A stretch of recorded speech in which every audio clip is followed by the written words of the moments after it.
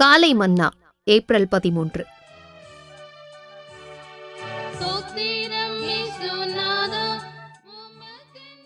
நீங்கள் சிக்குண்டு தவிக்கிறீர்களா? பார்வோன் சமீபத்தை வருகிறபோது இஸ்ரவேல் புத்திரர் தங்கள் கண்களை ஏறெடுத்து பார்த்து எகிப்தியர் தங்களுக்கு பின்னே வருகிறதைக் கண்டு மிகவும் பயந்தார்கள். அப்பொழுது இஸ்ரவேல் புத்திரர் கர்த்தரை நோக்கி கூப்பிட்டார்கள். யாத்திராகமம் 14ஆம் அதிகாரம் 10ஆம் வசனம். உண்மையிலேயே இஸ்ரவேல் புத்திரர் இச்சந்தர்ப்பத்தில் பிசாசுக்கும் ஆழ்ந்த சமுத்திரத்திற்கும் நடுவேதான் இருந்தனர். முன்னோக்கி வெற்றி நடை போடுவதை தடுக்கும் வகையில் கொந்தளிக்கும் சிவந்த சமுத்திரம் அவர்களுக்கு முன்பாக இருந்தது. அவர்களுக்கு பின்னாக இதோ பார்வோனும் இருப்பு ரதங்களுடனும் நன்கு பழகுவிக்கப்பட்ட குதிரைகளுடனும் கூடிய அவனுடைய சேனையும் அவர்களை மூர்க்கமாய் துரத்தி கொண்டு வந்தனர். மற்ற இரு திசைகளிலும் மிக உயரமான மலைகளே தென்பட்டன. இவ்வாறு அவர்கள் எத்திசையிலும் செல்லக்கூடாதவாறு நாற்புறமும் நெருக்கப்பட்டனர்.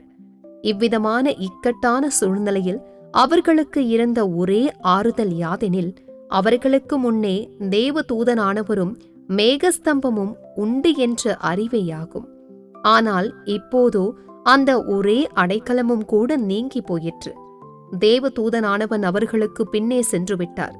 அப்படி தேவன் தங்களோடு கூட இருக்கிறார் என்பதற்கு அடையாளமாயிருந்த மேகஸ்தம்பமும் அவர்களுக்கு பின்னாக சென்றுவிட்டது.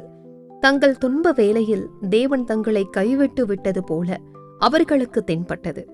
இவ்விதமான நம்பிக்கையற்ற வேளையில் மோசே, என் தேவனே, என் தேவனே, ஏன் என்னை கைவிட்டீர் என்று கதறி இருந்திருப்பானோ அல்லவோ நாம் அறியோம். அவன் அப்படி கதறி இருந்தாலும் அதில் ஆச்சரியப்படுவதற்கு ஒன்றுமில்லை.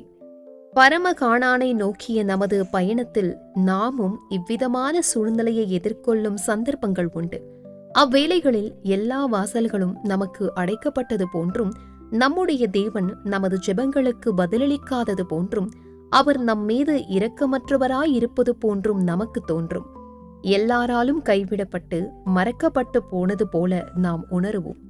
எனினும் அருமையான வாசகரை, தேவ ஜனங்களை பொறுத்தவரையில் அவர்களுக்கு நேரிடும் மிகப்பெரிய சோதனை மிகப்பெரிய விடுதலைக்கும் மிகப்பெரிய வெற்றிக்கும் ஏதுவான சந்தர்ப்பமாகவே மாறிவிடுகிறது.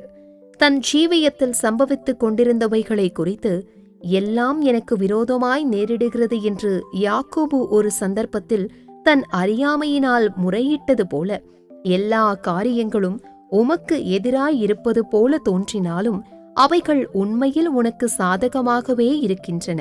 கர்த்தருக்கு ஸ்தோத்திரம். தேவனில் அன்பு கூறுகிற தேவ பிள்ளையே, உன் வாழ்க்கையில் சம்பவிக்கும் அனைத்தும் தேவனின் அளவிட முடியாத அன்பாலும் இரக்கத்தாலும் அவரால் திட்டமிடப்பட்டுள்ளன. ஒவ்வொரு மிக சிறிய காரியத்திலும் தேவனுடைய வல்லமையான கருத்தையும் யாதொன்றினாலும் மேற்கொள்ள முடியாத அவரது வல்லமையையும் வெளிப்படுத்துவதே தேவனின் நோக்கமாகும். கர்த்தருக்கு ஸ்தோத்திரம். Morning Manna, April 13th, 2026.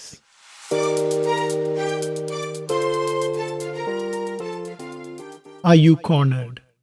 When Pharaoh drew nigh, the children of Israel lifted up their eyes, and behold, the Egyptians marched after them, and they were so afraid. And the children of Israel cried out unto the Lord. Exodus 14, verse 10.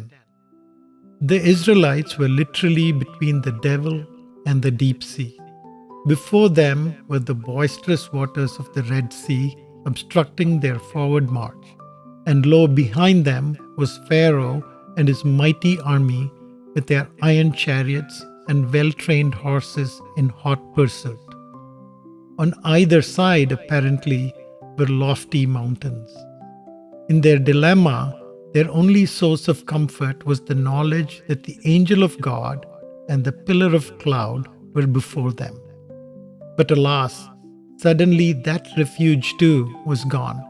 The angel of God went behind them, and so did the pillar of cloud depicting the presence of God. It seemed as if God had forsaken them in their anguish. It would not be surprising if Moses, in his despair, had cried out, my God, why hast thou forsaken me?" There are times when we are faced with a similar situation in our journey to heavenly Canaan. we find that all doors are closed to us and our God does not seem to answer our prayers or have pity on us. We feel we are forsaken and forgotten by everyone. However, for people of God, the greatest trial often turns out to be an occasion of the greatest deliverance and victory. Though all things seem to be against you, as Jacob once thought, see Genesis chapter 42, verse 36, they are in fact in your favor. Every minute detail is planned by God in His immense love and mercy. God's intention is to reveal His mighty hand and invincible power. Are you standing at wit's end corner, Christian, with troubled brow? Are you thinking of what is before you and all you are bearing now? Does all the world seem against you and you in the battle alone? Remember, at wit's end corner is just where God's power is shown. May God bless you.